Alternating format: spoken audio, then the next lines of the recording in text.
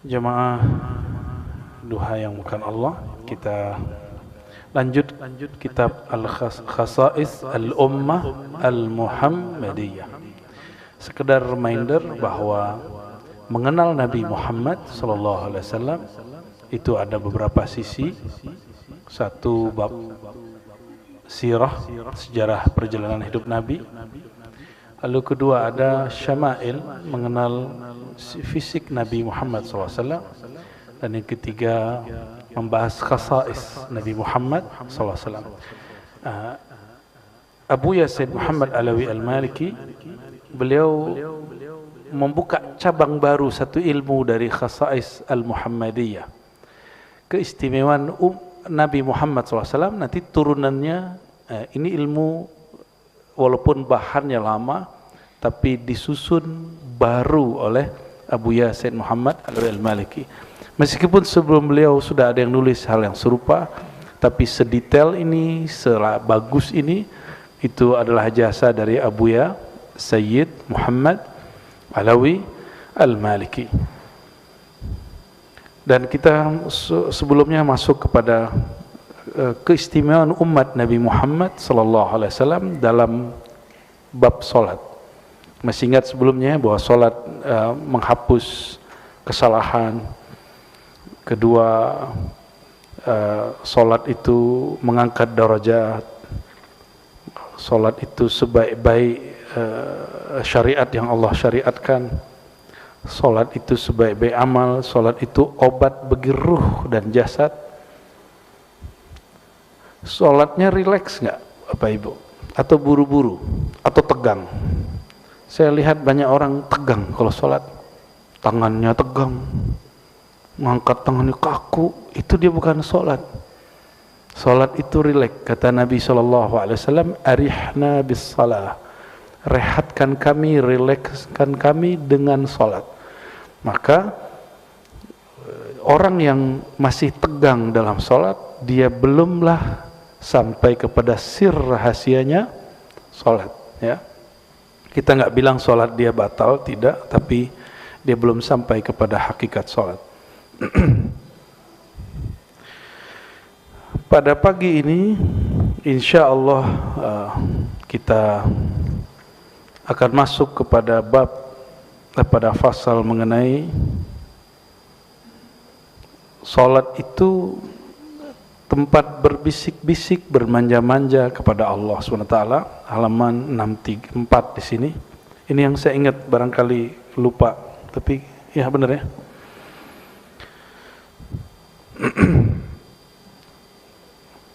Anna salata fiha munajatu rabbil izzah.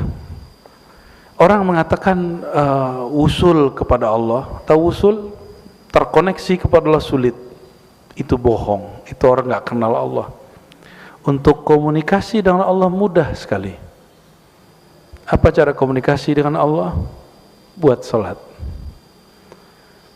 Coba perhatikan, ketika kita takbir, yang kita baca apa? Allahu Akbar. Orang Arab kalau nyebut Allahu Akbar berarti kolbunya mengalami suatu kondisi yang sangat luar biasa.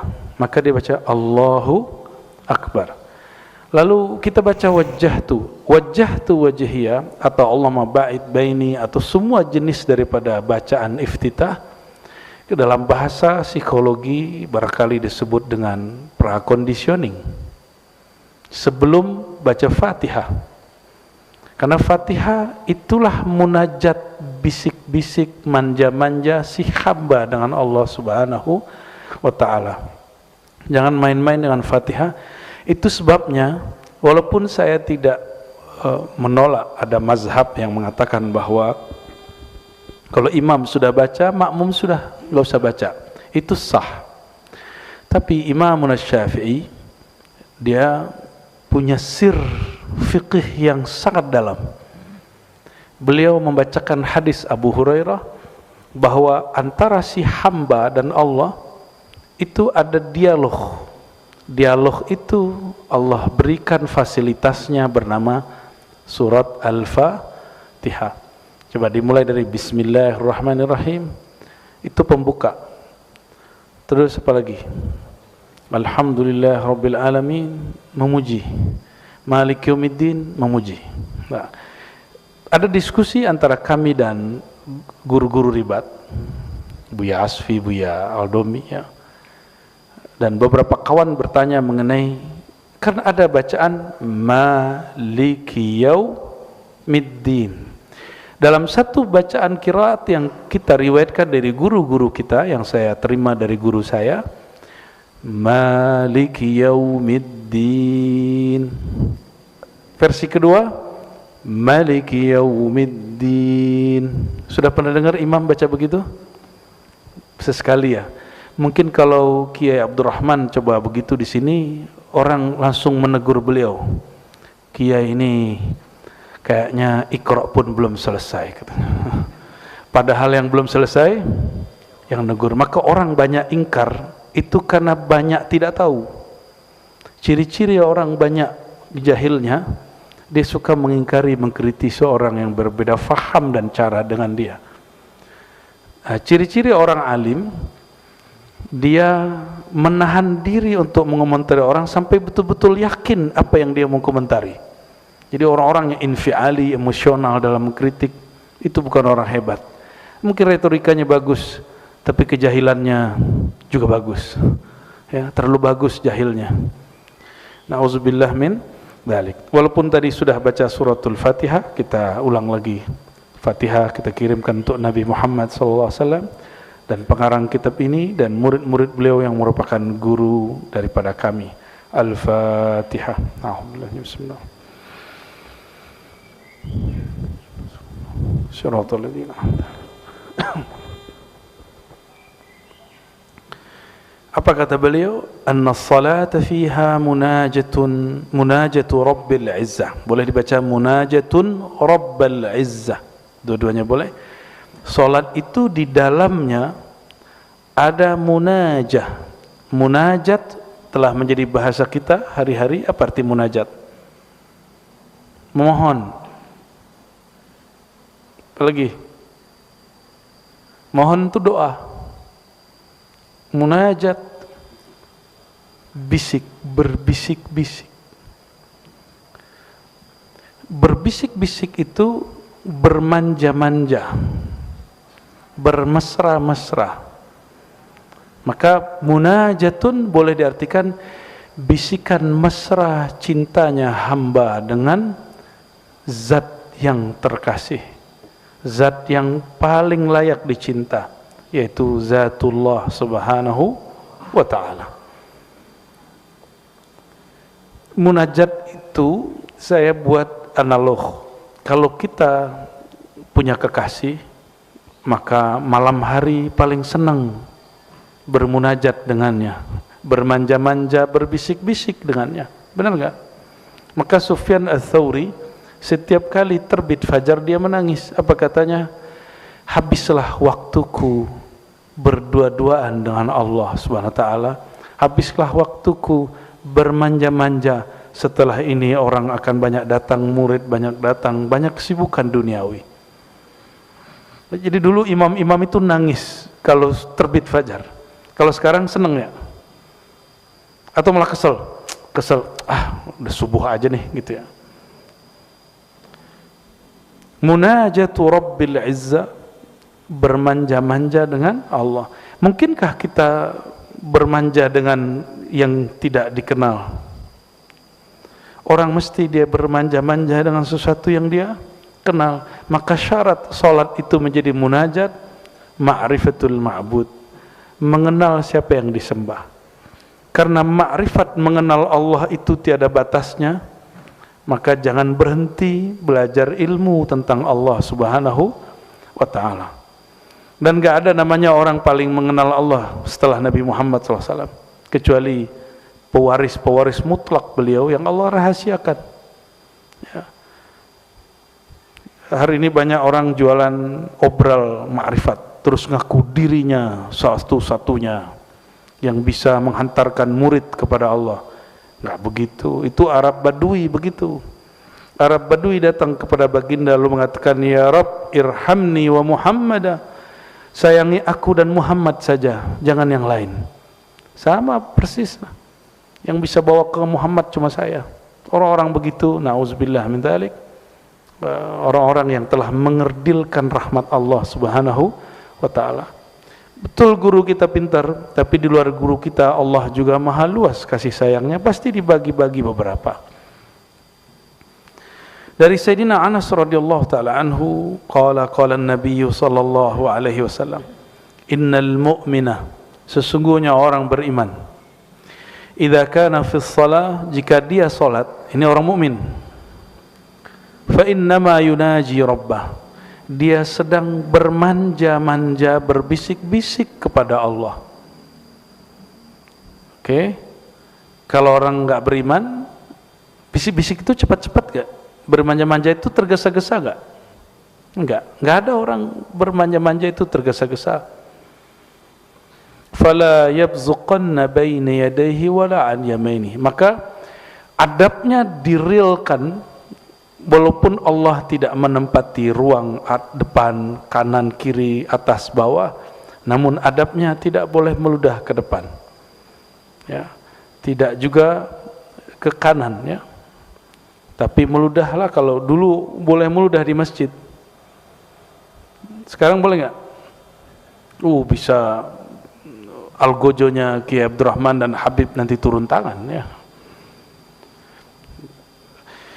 Wahada haitsu kanat as-salah 'ala turab, kata Abu Said Muhammad, ini jika salatnya di atas tanah atau pasir. Wa illa fayakhudhu bi yadihi al-yusra. Nah, kalau kita sekarang berdahak, maka kalau yang lagi batuk atau berdahak, sediain kain. Ini yang pakai kain, ada kain, biasanya orang bawa kain lap, ya. Dulu orang suka simpan, ya, di saku dia, sapu tangan. Itu tradisi yang bagus. Ambil pakai tangan kanan lalu dibuang, boleh. Nah, kata beliau, fayakhuzahu biyadihi al-yusra kama nussa alaih. Maka ambillah dengan tangan kiri lalu simpan lagi. Gitu. Itu sunnah sebenarnya, ya.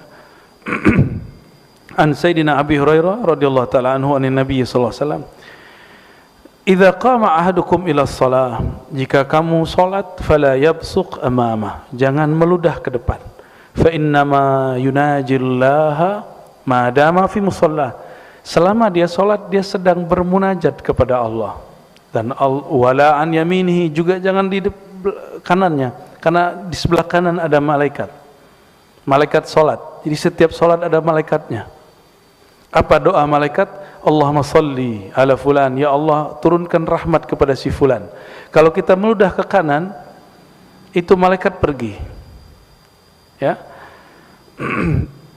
Wal yabsuq an yasari aw tahta qadamihi falyadfinha. Kalau dia mesti juga meludah, maka ke kirinya atau ke bawahnya, atau sesuai kalimat tadi, dia pakai kain, pakai tangan kiri, lalu disimpan lagi. Jangan ditelan, ya. Itu dahanya jangan ditelan, jorok kali itu. Ya, masa gitu, ya.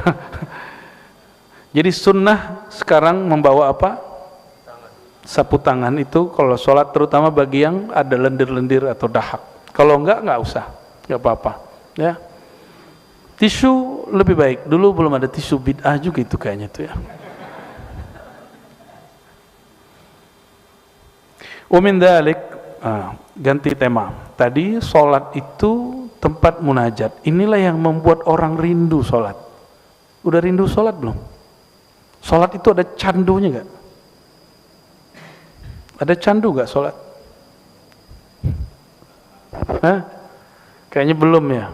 Karena belum kenal siapa yang disembah. Jadi belum jatuh cinta kepada Allah Subhanahu wa ta'ala. Sholat itu nikmat sekali, Pak. Nikmatnya sholat, sehingga Abu Yazid itu seperti dia di atas orang lagi syahwat kepada pasangannya. Itu Abu Yazid al-Bustami. Nikmatnya sholat itu. Itu yang disebut nikmat surga yang disegerakan. Maka Nabi SAW mengatakan, hubbiba ilayya minad dunya at-tib wan nisa wa ju'ilat qurratu aini fi shalah. Aku dibuat oleh Allah senang kepada yang harum, yang bersih, yang rapi, dan lawan jenis. Tetapi pelipur laraku hanya di dalam sholat, bukan hidup yang rapi, bukan pasangan. Tapi apa yang membuat Nabi terobati kolbunya?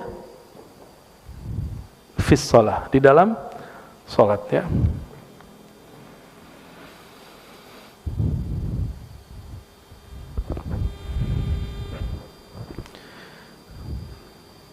Sir sholat, rahasia sholat yang lain. Nah, yang berikut ini nggak tahu nomor berapa lah ini ya. Ada yang nyatat nggak nomornya berapa sebelumnya? Bukan halaman.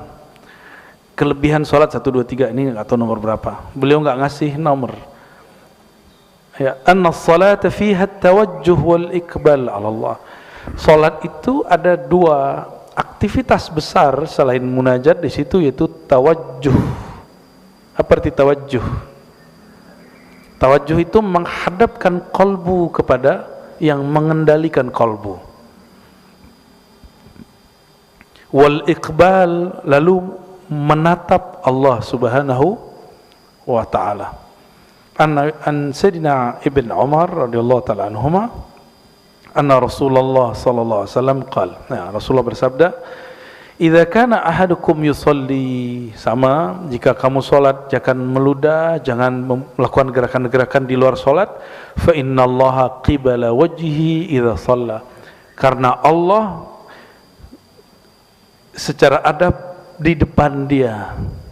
Bukan berarti Allah menempati ruang depan, tapi tubuh ini berkiblat ke Ka'bah, maka Allah akan menerima orang itu dari arah depannya. Bukan berarti Allah ada di depannya. Oleh karenanya, siapa saja yang sholat, tidak usah bayangkan Ka'bah. Bayangkan dia menghadap Rabbul Ka'bah, Tuhan pemilik Ka'bah, ya. Wa min dzalik, di antara rahasia keutamaan salat yang menjadi kekhususan umat Nabi Muhammad SAW yang tidak ada di agama-agama sebelumnya, anna salata fiha dzikrul 'abdi rabbahu. Salat itu adalah media seorang hamba menyebut-nyebut dan mengingat Rabbnya, Allah Subhanahu wa ta'ala. Inilah yang disebut di dalam Al-Quran surat Taha, aqimis salata li dzikri. Dirikan salat untuk zikri, mengingatku. Masih ingat nggak pertemuan dengan Allah? Nggak ada yang ingat? Maka karena kita tidak sanggup mengingat Allah, hilangkan ketidaksanggupan itu dengan cara kecilkan dirimu, tiadakan dirimu, maka si kecil itu akan hilang, si jahil itu akan hilang. Allah akan ganti sifat kita yang baru. Maka orang kalau sholat, Allah sedang merefresh dirinya. Jadi sifat-sifat yang tadi sudah berkarat itu Allah ganti dengan sifat yang baru. Ya. Inilah makna dari surat Thaha ayat 14 itu, ya. Lalu disebutkan di sini riwayat mengenai dialog hamba. Nah, ini lucu nih dialog ini. Jadi guru saya dulu, saya punya guru beberapa orang namanya Hasan Al-Basri. Ada satu guru namanya Hasan Basri, ketua MUI di kampung saya. Dia dikritik oleh kawan saya. Jadi kawan saya baru pulang dari Timur Tengah, tapi belum selesai, mengkritik sang guru. Bayangin coba. Ya, kalau santri Jawa nggak berani ya Kiai ya, ngeritik Kiai. Yang berani ngeritik Kiai itu ya santri Sumatera biasanya. Apalagi santri dari Padang tuh, demen banget ngeritik Kiai itu, karena diajarin begitu. Kita diajarin mendebat Kiai, Pak. Itu yang dianggap beradab bagi kami. Pas saya ke Jawa, oh ternyata beda caranya. Didebatlah guru kami ini, Buya Hasan Basri, ketua MUI. Apa debatnya? Beliau ini kalau sholat kadang satu nafas atau dua nafas Fatihah. Bismillahirrahmanirrahim, alhamdulillahi rabbil alamin, arrahmanirrahim. Terus ya, didebat sama anak nih, apa kata dia? Buya, di dalam hadis Sahih Bukhari dan Muslim, terutama Sahih Muslim, disebutkan bahwa antara ayat dan ayat itu ada jawaban dari Allah Subhanahu wa ta'ala. Oke, Terus maksud kamu apa? Kata si santri yang sudah mulai pintar atau sok pintar ini, atau keminter. Apa kata dia? Kalau Buya mimpin sholat 1 nafas, kapan Allah jawab? Iya juga ya, benar gak? Kapan Allah jawab? Nah, coba perhatikan hadisnya. Sayyidina Abu Hurairah mengisahkan, aku mendengar Nabi SAW menceritakan rahasia Fatihah. Allah berfirman, qasamtus salah. Ini hadis sahih Muslim, hadis sahih. Ada juga di Bukhari yang semakna. Qasamtus salata baini wa baina 'abdi nisfain wa li 'abdi nisfain wa li 'abdi ma sa'al, ya. Aku memisahkan, membagi salat itu jadi 2. Antara hambaku, dia memujiku, menyembahku, dan hambaku memohon kepadaku. Fa idza qala al-'abdu, jika si hamba selesai baca alhamdulillahi rabbil alamin, aku menjawab. Apa jawaban Allah? Hambaku memujiku. Itu. Hambaku, hamidani abdi, hambaku memujiku. Kalau antum langsung, kata dia, alhamdulillah rabbil alamin arrahmanir rahim, Allah nggak sempat jawab dong. Logikanya masuk setengah lah ya. Lalu kalau si hamba mengatakan ar-rahmanir rahim, Allah menjawab asna alayya abdi, hambaku banyak memujiku. Jadi beda hamida dengan asna. Hamida memuji di awal, kalau asna mengulang pujian. Maka alhamdu wathana itu beda penggunaan. Jika si hamba membaca Malik Yaumiddin, nah ini yang tadi saya tinggal sedikit ya, Malik Yaumiddin, maka Allah menjawab, majjadani abdi, hambaku sedang memuja-mujiku. Jadi ada al-majd. Jadi pujian yang sudah lebih dari banyak disebut tamjid. Innaka hamidun majid. Hamid terpuji, majid sangat-sangat terpuji. Fawwada ilayya abdi, lalu hambaku menyerahkan urusannya kepadaku. Lalu ketika dia baca iyyaka na'budu wa iyyaka nasta'in, maka Allah mengatakan hadza baini wa baina abdi, inilah hubunganku dengannya. Dia menyembahku iyyaka na'budu, maka aku beri dia iyyaka nasta'in, kepada engkau kami memohon pertolongan. Wa li abdi masal, apapun yang dia minta aku kasih. Kalau 1 napas Allah enggak sempat jawab, bro. Itu guru saya sempat kemudian terpengaruh. Maka beliau sudah pensiun jadi ketua MUI dan sudah nggak mau debat. Dan orang dari dulu nggak mau debat. Ya. Begitu juga ayat ihdinas siratal mustaqim siratal ladzina an'amta 'alaihim ghairil maghdubi 'alaihim waladdallin, sama, kalimat jawabannya sama. Apa jawaban kami? Mungkin ini pernah saya bahas di waktu yang lain, mungkin ada yang lupa, sekedar mengingatkan. Dalam aqidah Ahlussunnah, kalamullah bila harfin wala sautin. Allah jika berkalam, kalamnya tidak berhuruf, tidak bersuara. Karena huruf dan suara itu ciptaan. Coba baca ba.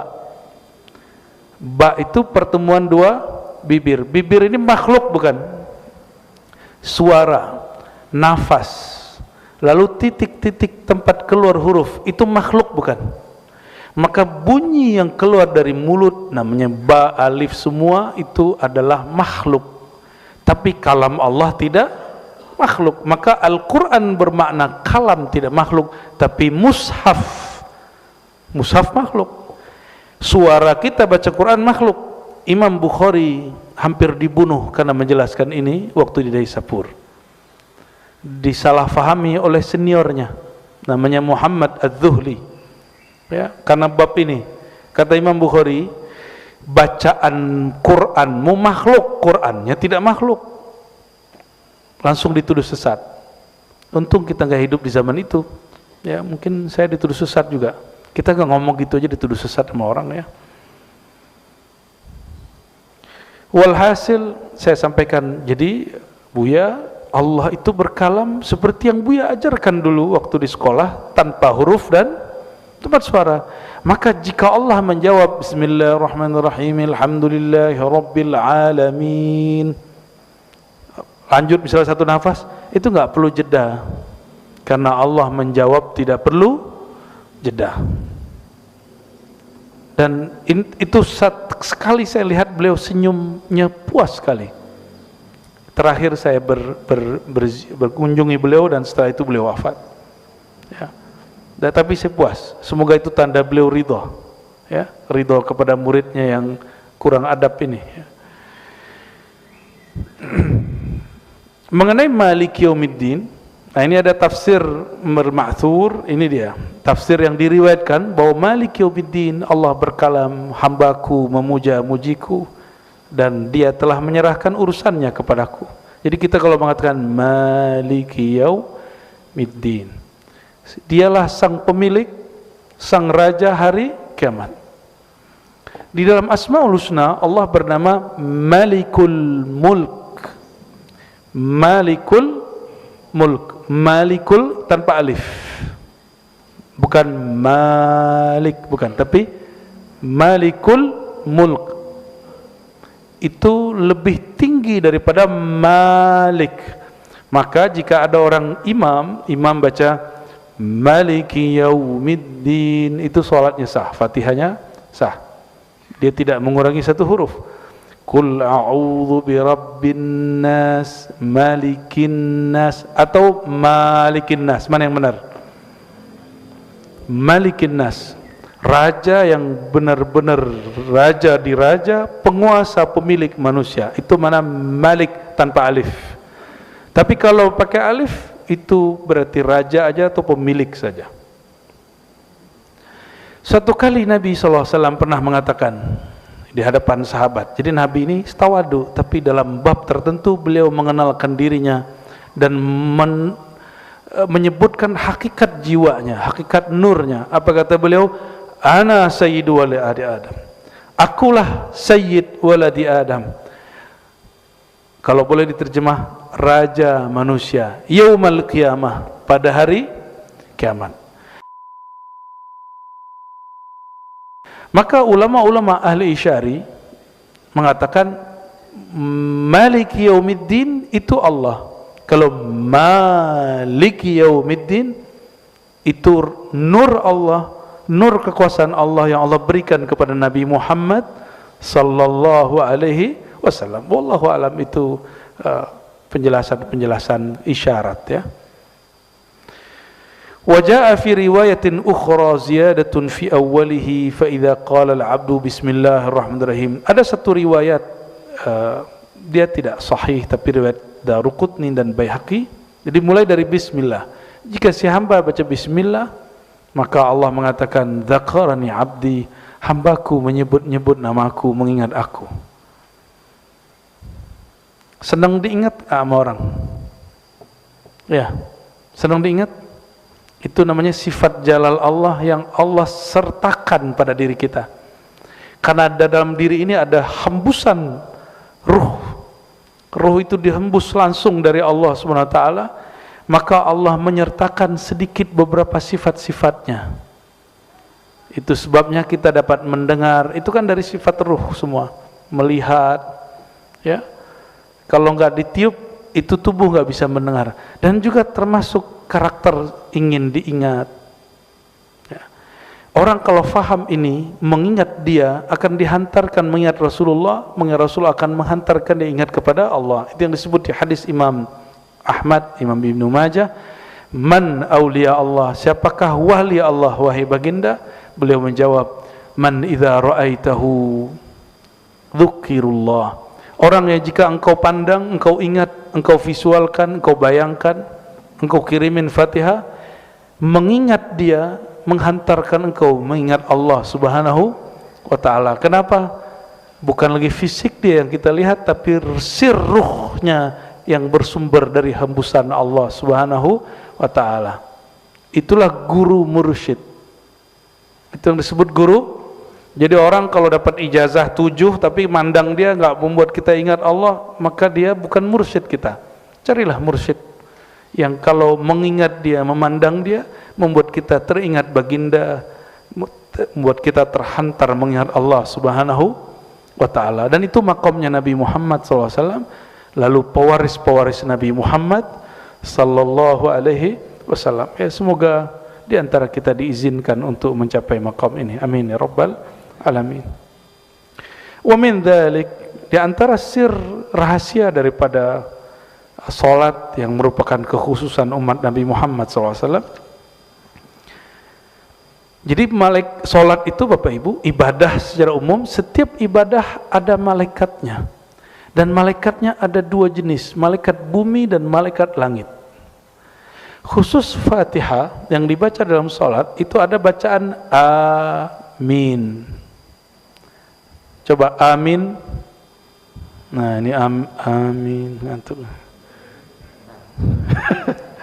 Yang bisa bahasa Arab, amin itu terjemahannya apa? Hah? Coba tasrifnya apa?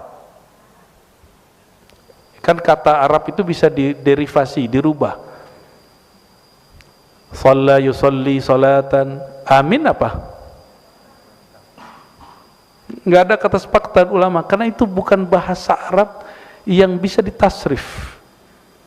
Di bahasa Arab yang unik, dia bahasa Arab alam sana. Itu bahasa Arab alamnya malaikat. Maka ketika orang baca waladhdallin, jangan terlalu panjang doanya ya. Waladhdallin, ya. Dan jangan kemudian didengung terlalu panjang. Dal itu keliru itu, ya. Enggak boleh itu bila gunnah, tanpa ada dengung. Waladhdallin langsung disambut. Karena bi gunnah itu sudah jelas masuk ke huruf waw dan huruf-huruf tertentu yang lain. Jika ada orang membaca itu, maka malaikat dengan bahasa Arab langit. Nah, ini bahasa biar agak ngeri-ngeri sedap. Membaca amin. Banyaklah orang bertanya, sebenarnya cara baca amin itu gimana?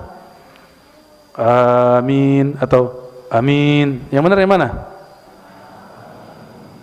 Kayak tahu yang benar aja sih. Dalam ilmu tajwid, jika dua alif ketemu, maka dia dijadikan matnya panjang. Itu asalnya amin. Kalau versi ahli tasrif. Cuma emang bisa ditasrif begitu, ada ya di tengahnya. Ini muskil. Maka ada ulama kita yang memanjangkan amin. Itu ada alirannya dalam ilmu tajwid. Jadi ilmu tajwid ada mazhabnya Bapak Ibu. Mazhab itu tidak hanya mazhab fikih. Mazhab fikih yang ditulis di depan masjid. Kan kalau disebut semua repot juga, tapi cukup yang tiga itu. Mazhab apa di sini?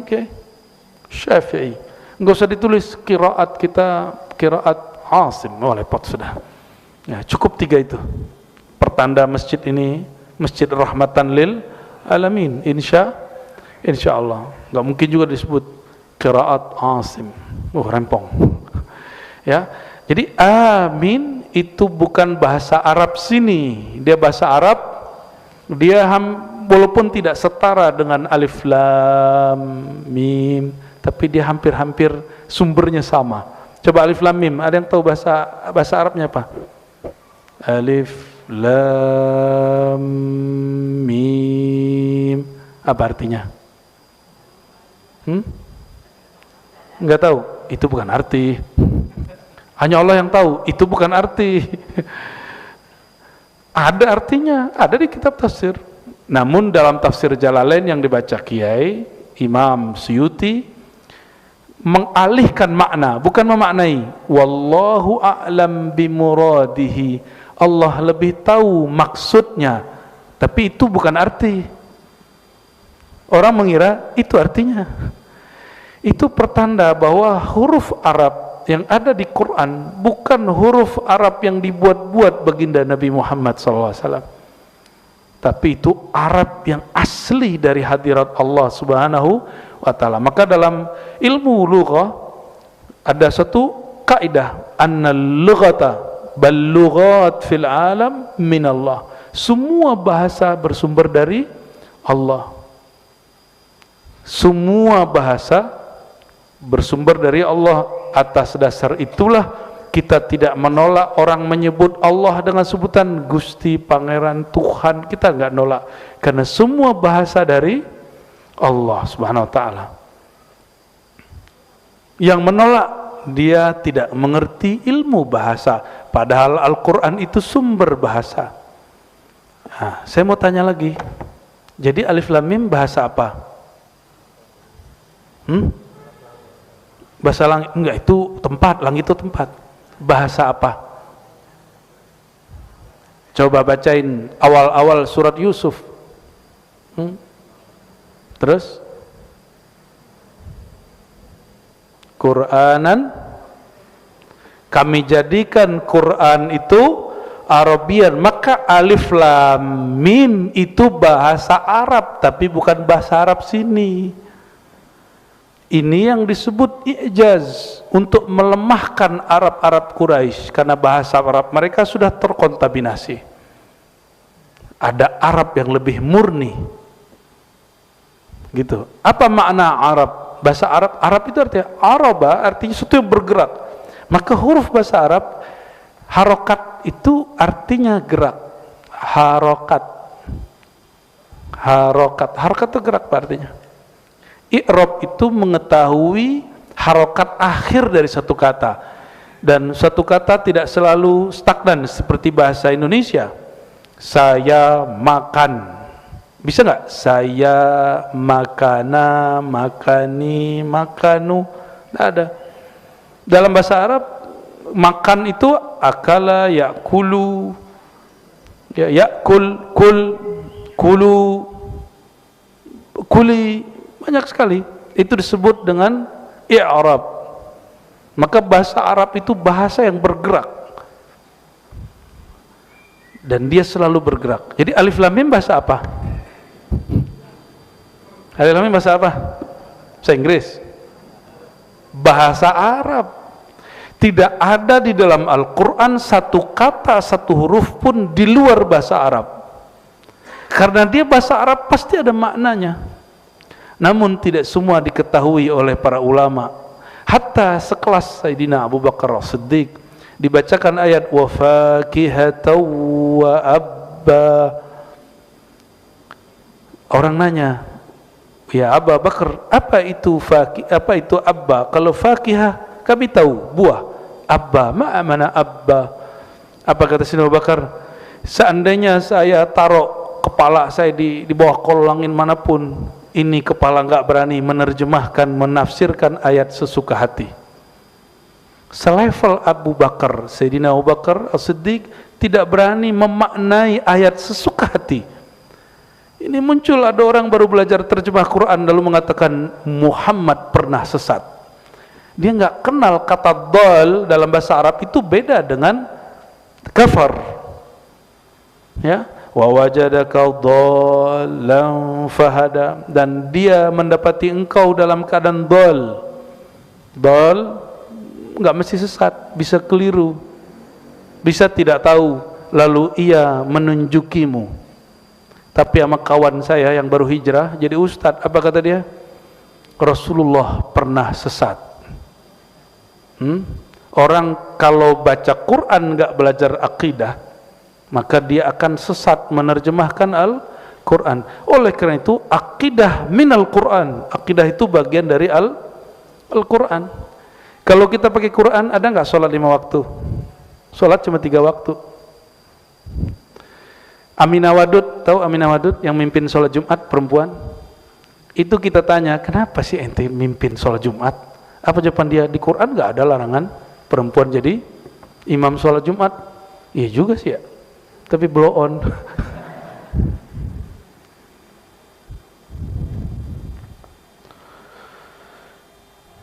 Jadi amin bahasa Arab atau bukan? Bahasa Arab alam malakutiyah jabarutiyah, alamnya malaikat. Maka malaikat setiap kali ada orang baca waladhdallin amin, maka amin itu juga bahasa Arab, tapi bahasa Arab sana. Ya. Dan amin juga dipakai oleh orang Suryania, orang berbahasa Suryania dan Ibrania. Amin, amin, gitu ya. Amin sebenarnya nggak ada men, min. Dalam bahasa yang tepatnya dibaca begitu.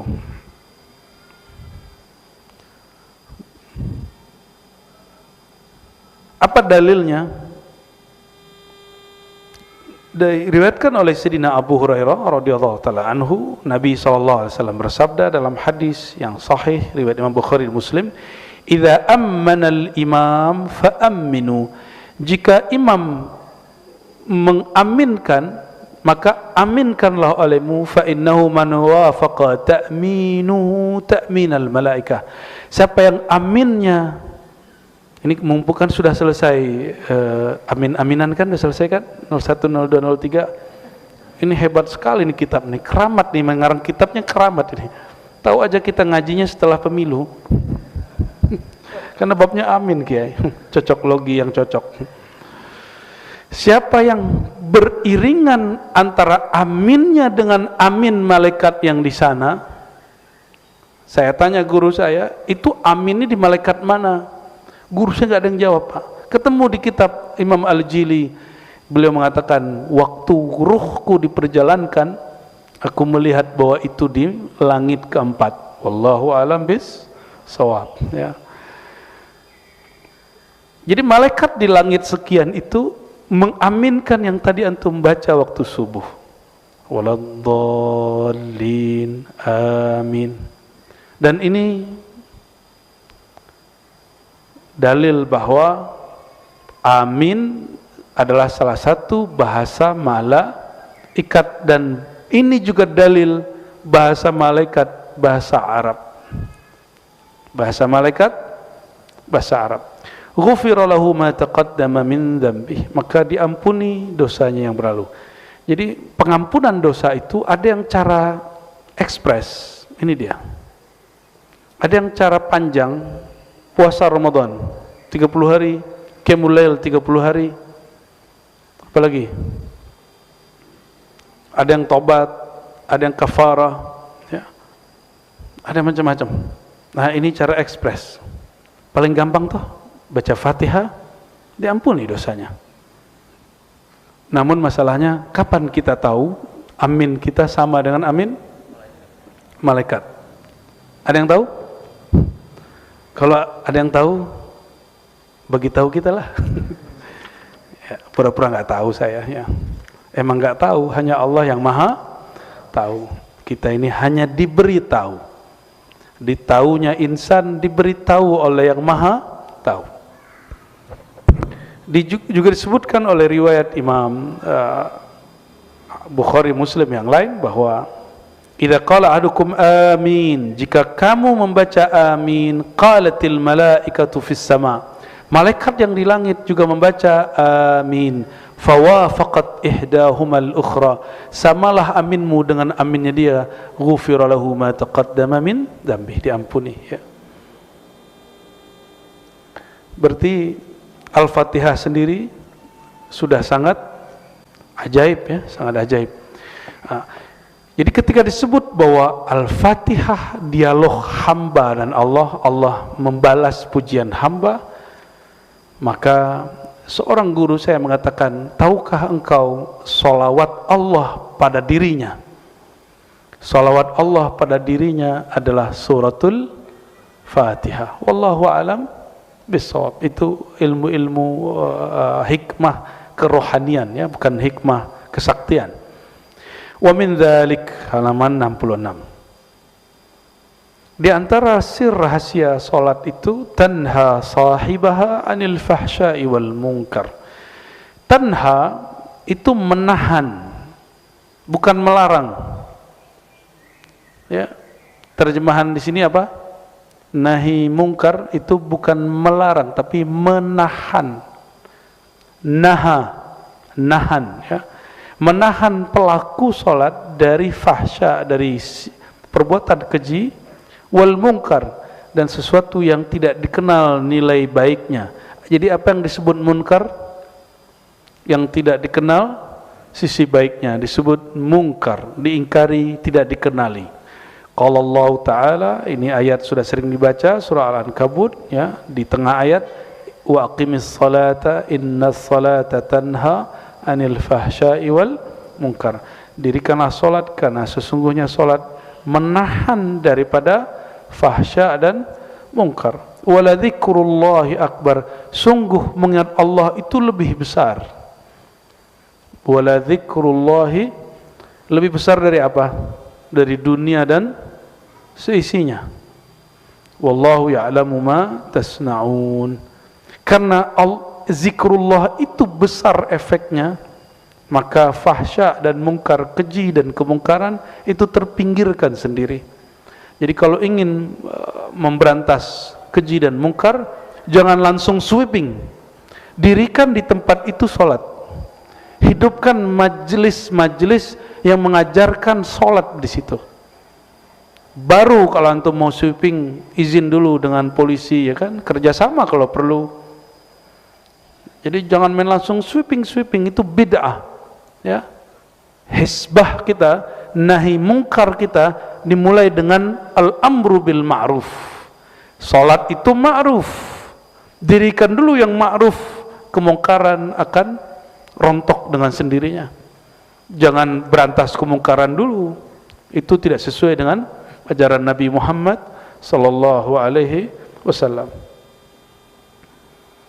Faqad amara subhanahu wa ta'ala bi iqamatis salah wa bayyana athar as-salah fi man aqamaha annaha tanha 'anil fahsya, sampai akhir. Lalu ini barangkali terakhir pada pagi ini, anna as-salata tuhadzibul 'abda min as-sifatidz dzamimah.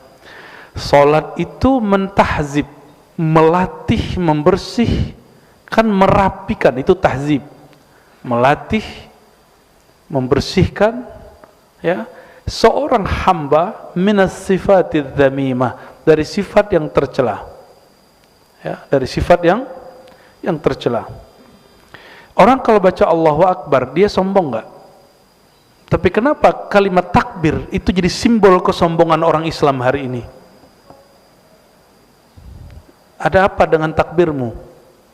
Wajar takbirmu tidak dimenangkan Allah, karena Allah yang engkau sebut dalam takbirmu tidak engkau besarkan di kolbumu. Ini PR kita. Karena di dalam hadis yang hasan disebutkan bahwa di akhir zaman ini sudah dekat masanya. Daerah Rum itu ditaklukkan bukan dengan perang, tapi hanya dengan takbir. Takbir seperti apa itu? Ini yang disebut Nabi Muhammad sallallahu alaihi wasallam, ya. Inna a'da'ika man baina janbaik. Musuh terbesarmu adalah emosimu, egomu. Kecilkan dulu ego kita, baru kita bisa ngalahin ego orang. Saya suka takbir kalau lagi ngaji. Tapi bukan takbir kesombongan, karena yang kita besarkan Allah. Lalu kenapa kita merasa sok besar? Sok bener. Dakwahnya sok bener, manhajnya sok bener. Enggak. Kita enggak begitu. Dan kita sedih sekali orang membentak dengan takbir. Yang dibentak ustadznya karena beda pilihan dengannya. Pernah ngalamin atau pernah bentak ustadz? Antum durhaka itu, ya. Guru itu paling kenal Allah. Dia tahu kapan takbir itu jadi senjata. Masih ingat 2016, 2019, 2000 berapa dulu? 14 ya, 2014, 2019. Saya Pak di Pondok Labu, saya diteriakin orang dari luar. Dia nggak ngaji di dalam. Saya bilang, politik demokrasi tidak pernah ada di Quran, tidak pernah ada di Sunnah Nabi. Maka beda pilihan bukan beda iman. Takbir dia keluar. Kita panggil, ente masuk sini. Takbir depan aneh. Nggak ada yang berani satupun. Takbirnya berani di luar masjid. Itu syaitan bertakbir. Ya. Cuma karena saya tidak mau pro dengan 00 itu. Kenapa? Untuk apa saya mengobarkan takbir itu hanya untuk 5 tahun orang berkuasa? Takbir saya abadi. Karena takbir menyebut nama Allah Subhanahu wa ta'ala Maha Abadi. Saya mau tanya, ya, di Quran ada jihad, di Sunnah ada jihad. Apakah ayat jihad untuk pemilihan pemilu? Lalu kenapa ayat-ayat jihad muncul waktu orang demo? Kenapa muncul? Dia sedang memperkosa ayat-ayat Allah SWT. Tolong jangan orang yang sudah kenal khasais ummah al-Muhammadiyah, jangan mau dipolitisasi dengan simbol agama. Agama kita suci. Agama mencakup politik. Agama tidak butuh politik. Politik butuh agama. Jadi kalau ada orang ngomong Islam tidak boleh lepas dari politik, bahasanya keliru. Politik tidak boleh lepas dari Islam. Islam mencakup semua, betul. Tapi bukan berarti Islam harus berpolitik dengan politik ente.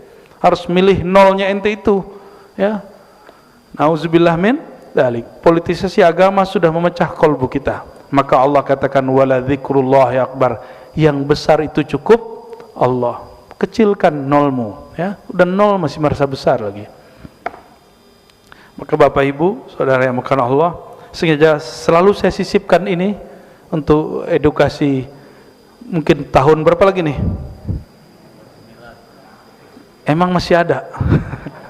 Insya Allah Indonesia masih ada lah.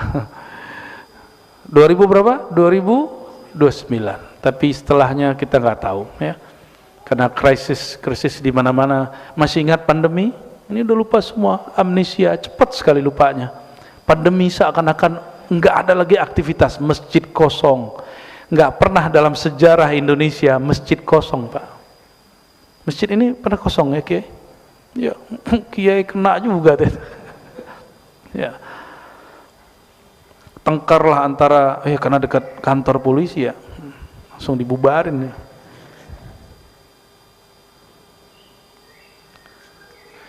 Dan dalam hadis dikatakan nanti di hari kiamat akan muncul orang nggak ada haji. Untungnya pandemi kemarin orang masih ada haji. Oh, berarti bukan yang kemarin.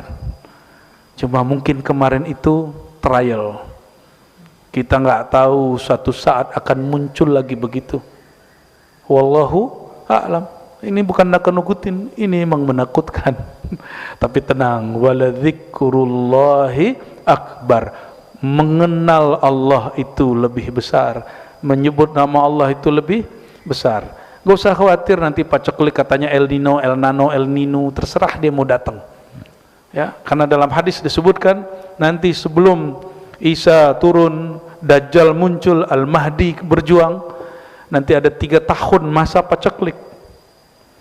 Hujan gak turun, gagal panen di mana-mana, kelaparan di mana-mana, orang berebut air, berebut nasi, berebut semua. Sebelum masa itu datang, berlatihlah tidak bergantung dengan air, bergantunglah dengan zat yang menciptakan air. Jangan bergantung dengan lagi nasi. Mulai, bukan pengen sehat, bukan, tapi ingin menyehatkan kolbu. Ya, waktu tahun 2020 masih ingat bulan puasa, orang panik buying, ya. Karena ada yang mengatakan 15 Ramadan terjadi dukhon. Akhirnya pada borong beras. Beras habis di banyak gudang. Ini Ustadz nggak tanggung jawab. Habis itu dia mengatakan hadisnya dhaif. Tapi orang sudah panik duluan. Wala yasta'fu minan nas. Dia nggak minta maaf sama orang. Minimal dia minta ampunlah kepada Allah Subhanahu wa taala karena bikin gaduh. Sayyidina Muaz, jangan kambat kajian Bapak Ibu, mimpin sholat itu kurang 1 orang, terganggu 1 orang karena sholat dia kepanjangan. Nabi langsung kasih gelar afattanu anta ya Muaz, kamu pengacau umat hai Muaz. Menggigil Muaz digituin. Makanya Muaz dididik oleh Rasulullah SAW, akhirnya paling mengerti halal haram. Dididik begitu sama Rasulullah SAW. 1 jamaah berkurang, Pak. 1 jamaah terganggu dengan imamnya dia. Bayangkan ceramah-ceramah kita hari ini mengganggu banyak orang. Nauzubillah min dzalik. Kasihlah ceramah yang rahmah, ya. Enggak, Islam itu tegas. Tegasnya Rasulullah itu dengan rahmah. Dalam lembutnya dia tegas, dalam tegasnya dia sayang. Nabi itu tegas bukan untuk kebencian. Nabi itu lembut bukan karena kelemahan, tidak. Karena yang dapat mengalahkan kekasaran, kezoliman itu cuma kelembutan. Coba antum lihat, mohon maaf, pemimpin mana yang senang dihujat? Pasti dihancurin orang menghujat dia. Tapi wallahi saya menyaksikan di hampir semua negara dan dalam sejarah Islam, pemimpin-pemimpin yang zalim takluk kepada ulama yang kolbunya lembut. Takluk. Dalam silsilah zikir kami, Thariqah Naqsyabandiyah Khalidiyah, itu ada seorang imam namanya Yusuf Al-Hamadani. Yusuf Al-Hamadani punya guru Abu Ali Al-Farmadi. Ini sezaman dengan Ghazali. Yusuf Al-Hamadani ini murid dari Abu Ali dan dia kawan sama-sama santri dengan Ghazali. Yang kita kenal siapa? Imam. Jadi ada nama Yusuf Al-Hamadani, ada Ghazali. Dua orang ini, Imam Ghazali jadi profesor kesayangan Perdana Menteri, Yusuf Al-Hamadani orang yang paling disegani Perdana Menteri. Itu kalau Yusuf Al-Hamadani datang di majelis tempat duduknya Perdana Menteri dan Raja, langsung rajanya turun, Pak, turun, tafadhal Syekh. Gak berani dia duduk di situ. Padahal Yusuf Al-Hamadani tidak pernah ngata-ngatain si Raja, Perdana Menteri, tapi kata-kata dia betul-betul berpengaruh dalam merubah kolbu si pemimpin ini. Tapi coba ganggu si Raja itu, besok nggak nyampe, hari ini hilang orangnya. Soeharto, masih ingat? Soeharto sama orang yang kritik dia hilang orangnya. Tapi belakangan di akhir hayatnya dia udah mulai takbiran, mimpin takbiran, ya. Sudah mulai bangun masjid di mana-mana, masih ingat? Itu karena ada orang berhati lembut tapi tegas, gak bisa digoyang oleh beliau, gak bisa dibayar oleh beliau. Orang ini membackup. Kalau gak kita yang backup, siapa lagi yang backup? Maka saya husnuzon dengan ulama-ulama yang membersamai pemimpin-pemimpin yang keras, pemimpin yang dituduh-tuduh culas. Kita doakan semoga adanya mereka dapat memperbaiki kolbu si pemimpin dengan cara yang hanya Allah yang tahu. Amin ya rabbal alamin. Begitu Pak kalau kita belajar al-khasais al-Muhammadiyah, kekhususan umat Nabi Muhammad sallallahu alaihi wasallam. Semoga bermanfaat. Barangkali itu, Kiai, ada tanya jawab?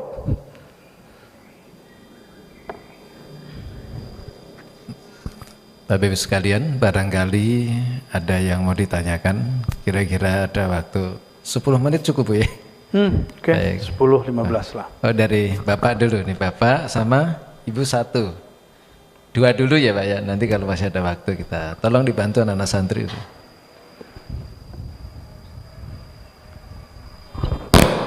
Assalamualaikum warahmatullahi wabarakatuh. Assalamualaikum.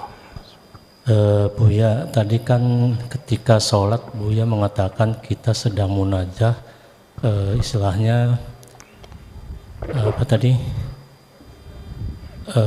Berbisik-bisik, bermanja-manja. Nah, saya juga baca atau dapat informasi ketika sujud itu yang paling afdol untuk mengadukan. Nah, yang saya tanya itu caranya bagaimana ketika sujud itu, apakah harus pakai bahasa Arab atau pakai bahasa yang kita mengerti? Itu saja Bu ya. Makasih. Assalamualaikum warahmatullahi wabarakatuh. Assalamualaikum. Karena sholat itu ada rukun, ada syaratnya. Sholat tidak sah jika menggunakan bahasa Indonesia, bahasa Melayu, bahasa Jawa. Tetap yang dibaca oleh lisan bahasa Arab. Tapi Bapak kalau mau baca di kolbunya, kolbunya yang berbicara, karena Allah menatap isi kolbu. Ya. Kalau fisik Allah tidak tatap, yang ditatap Allah selalu kolbu. Innallaha yanzuru ila qulubikum. Jadi tatapan Allah jatuhnya ke dalam kolbu. Kolbu kita bahasa apa saja Allah faham. Tapi jangan ngomong pakai bahasa wahai Tuhan, gaya bener, sok mesra dalam sujudnya. Sujud syukur sih boleh, di luar sholat boleh pakai bahasa Indonesia. Ya. Sujud itu yang paling bagus membaca bukan doa-doa aneh-aneh yang dibaca oleh baginda Rasulullah SAW. Apa yang dibaca oleh Rasulullah SAW? Subhana rabbiyal a'la, subhanakallahumma wa bihamdika la ilaha illa anta allahumma firli. yang diajarkan Nabi SAW kepada Sayyidina Ali. Ini sujud kalau sholat sunat. Sajadalaka sam'i wa basari wa qalbi wa dami wa lahmi wa izami, terus sampai selesai. Ya Allah, sujud kepada Engkau pendengaranku, penglihatanku, lisanku, kolbuku, darahku, dagingku, tulangku, ya. Kita sebut ini peleburan, sujud fana. Yang kami ambil hadis itu, ya, kita bawakan ke syahadat.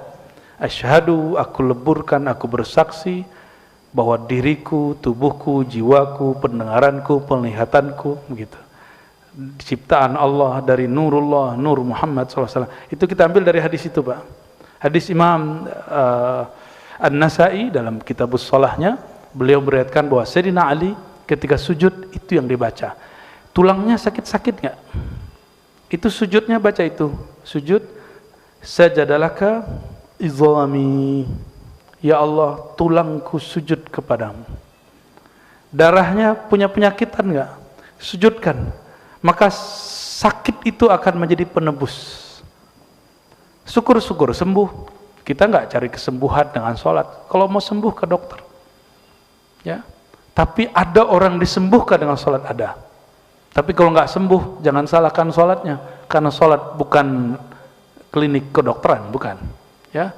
Jadi kalau ada terapi sehat dengan sholat, oh sorry, sholat bukan untuk sehat. Tapi rahasia sholat biasanya orang dapat sehat. Mohon maaf Bapak Ibu, mohon maaf mungkin ada yang sudah duduk di atas kursi. Tapi kalau orang rajin dia tahajud dari mudanya, dia nggak akan kemudian sulit dari atas ke bawah. Dia pasti bisa. Walaupun dia kalau jalan sudah ringkih. Nah, ini yang saya rasakan selama bulan puasa, jadi badan saya agak sakit-sakitan sebelum Ramadan. Tapi dengan tarawih, kan 20 rakaat setiap malam, naik turun.